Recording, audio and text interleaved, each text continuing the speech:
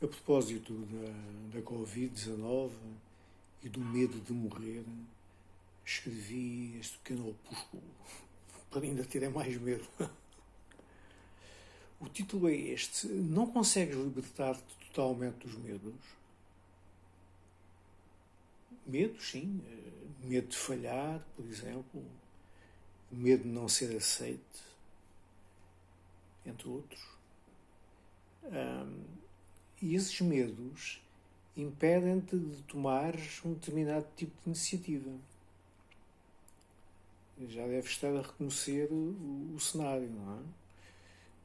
E se acontece isto, e se acontece aquilo, Bem, de uma forma geral, já todos experimentámos essa sensação, a tal sensação de medo, que, como já vimos anteriormente, está ligada ao conceito de sobrevivência. Aliás, é essa capacidade inata que nos coloca de sobreaviso quando nos sentimos efetivamente ameaçados. Já falámos nisso, não é? O chamado fight or flight, não é? Luta ou foge, não é? Quando a ameaça é real, sim. Quando a ameaça surge sem esperar, vinda do nada, eventualmente associada a um simples pensamento.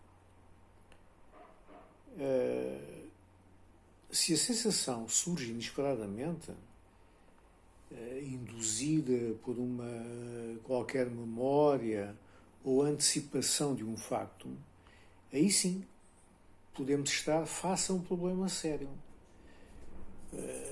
Mas para isso é necessário haver uma imaginação muito grande, não é verdade?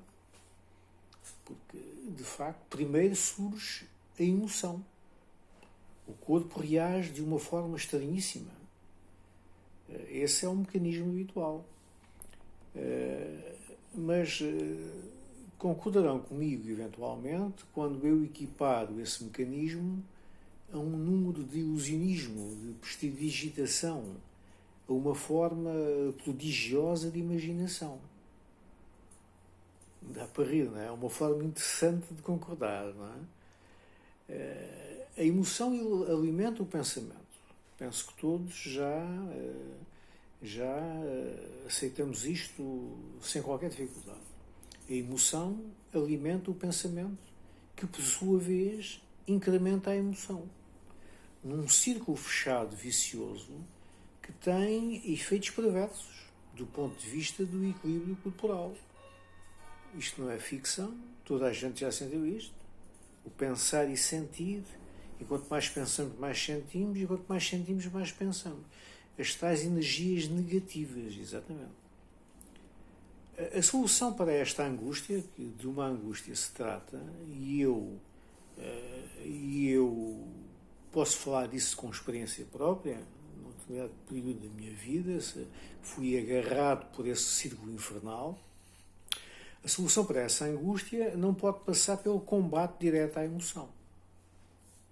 Isso seria um pouco como o Dom Quixote tentar lutar contra moinhos de vento imaginários. Pois, na realidade, elas são fruto da imaginação mental. Também um pouco, outra imagem, é o nós querermos combater a escuridão atacando-o diretamente. Não, nós temos que carregar no botão do candeeiro para que a luz desapareça, para que a sombra, a escuridão desapareça, não é? Portanto, não se pode combater diretamente esse tipo de mal, não é? Combater a mente com a mente, sim. Isso seria uma coisa paradoxal. Por isso, o que é que temos que fazer quando surgem esses pensamentos? Temos que observar atentamente a emoção. Concentra-te no coração. Emoção e coração. É fácil de fixar, acaba em ão. E não morde, não é cão. Não é? Começa por aceitá-la. Aceitar. Como dizia alguém, um político famoso, cujo nome agora não me vem à cabeça, nós temos que ter os nossos amigos por perto e os nossos inimigos ainda mais perto. Portanto, observa a emoção, não tenhas medo, não fujas dela. Começa por aceitá-la evitando qualquer tentativa de interpretar ou combater, pois isso só aumentaria o seu potencial destrutivo. No fundo, estavas a alimentar algo que, de facto, não existe, ou só existe como um reflexo de qualquer pequeno distúrbio mental residual que ficou a algures naquela miríade de nervos e neurónios, não é? Seria uma confirmação do seu poder sobre ti. Exatamente. Se quisesses combater algo, uma emoção diretamente, estarias apenas a aumentar-lhe o poder. Depois tens que ser capaz de transformar isso numa espécie de meditação. Isso, a aceitação do facto. Sim, está a ocorrer, eu estou a ver. É como se estivesses a juntar achas à fogueira. Se nós juntarmos achas à fogueira, estamos, no fundo, a criar uma base de dados muito grande que nos permitirá, no futuro, reconhecer essa mesma ameaça como algo que não existe, uma espécie de fantasma, de fumo, não é? Portanto, essa da meditação é uma excelente comparação, não é? A tal observação do abismo que muitas vezes nos salva. Eu acho que falei há poucos dias de um pequeno ensaio, se vou chamar ensaio, uma verborreia sobre o suicídio, e de facto há um ponto em que nós nos podemos, quando nós fixamos o abismo, podemos salvar-nos. A observação do abismo muitas vezes nos salva. O tal tiro que, em vez de atingir o cérebro, atinge apenas a ponta do nariz. Não são as situações que nos tornam infelizes. E todos nós temos situações consideradas menos positivas, tristes, digamos assim. Portanto, não é a situação que nos torna infelizes, mas sim a forma como as interpretamos. Isto parece fácil de dizer e de perceber, mas é muito complicado para a tal roda, a roda do ratinho que está ali à volta da gaiola, não é para perceber, não é? Não são as situações que nos tornam infelizes, mas sim a forma como as interpretamos. E o medo surge naturalmente quando imaginamos a pior situação possível para um determinado evento.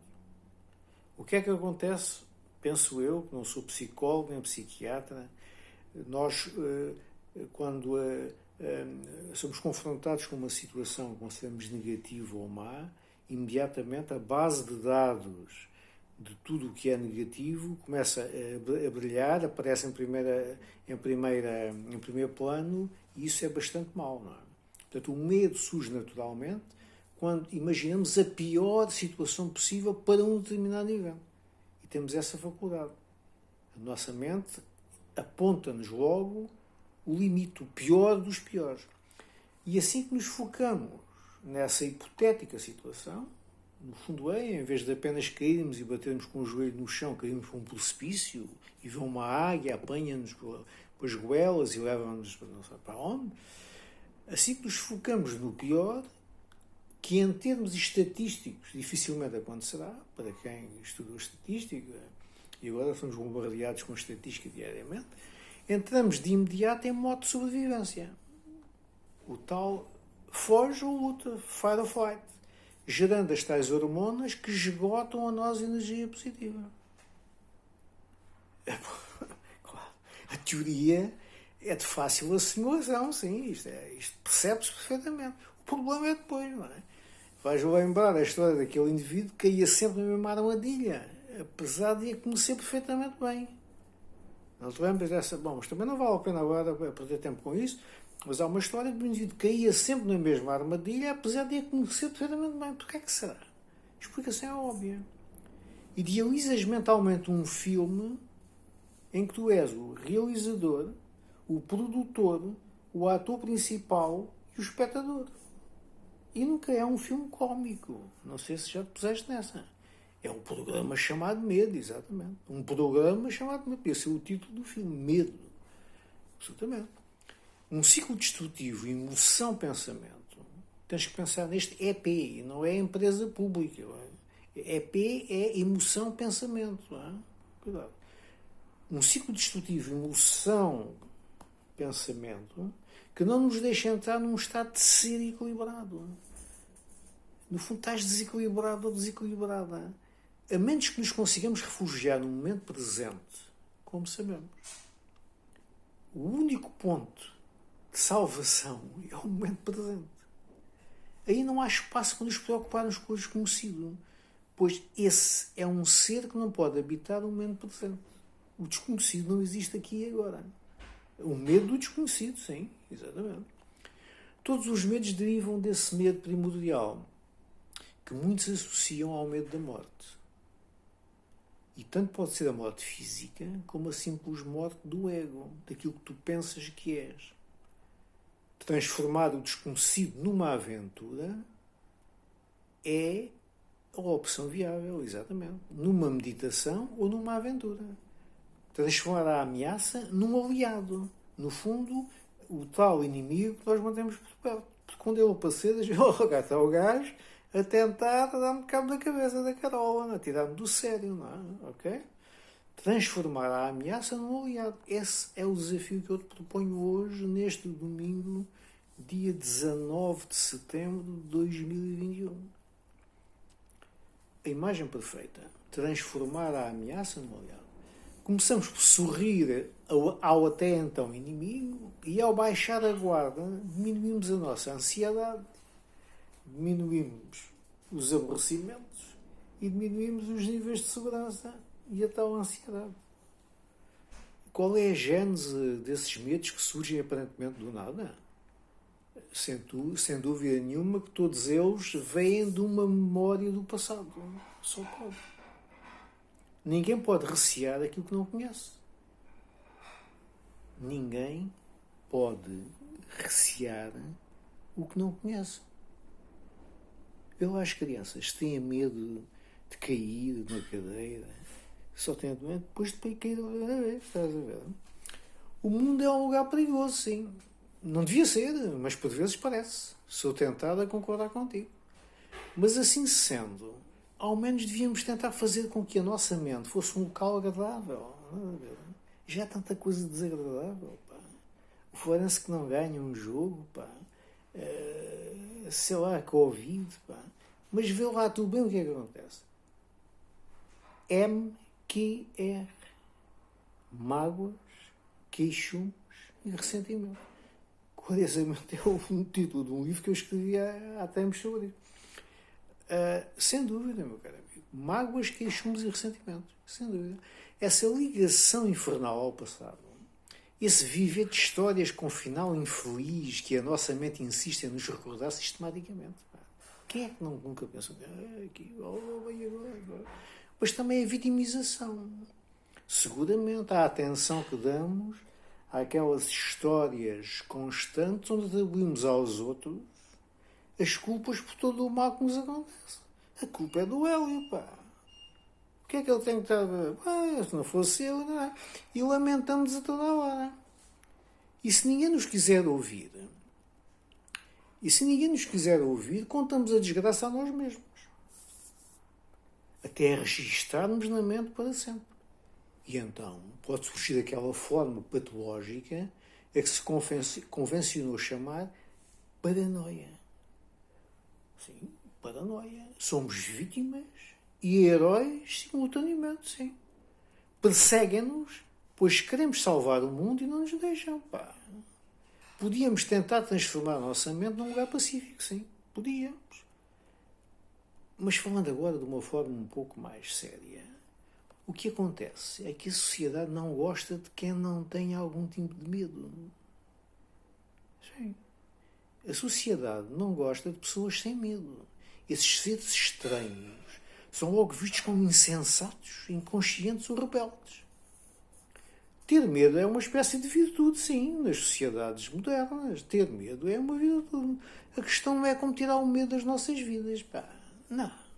Mas sim saber como é que ele entrou no nosso cotidiano. O medo tem a ver com o momento seguinte ou com o momento passado. Nunca com o momento presente aqui e agora. Haverá alguma forma de lidar com algo que não existe, mas que se sente? apenas indiretamente, como eu já disse, controlando pensamentos e emoções que estão descontrolados. No fundo, tens que ir à fonte geradora desse fantasma chamado medo e ajustar memórias e imaginação, estás a ver? No fundo, aquilo que nos diferencia dos outros animais está a criar-nos enormes problemas, sim. Exatamente. No fundo, estamos focados em objetivos, não no processo, no destino, não no caminho. Estás a ver?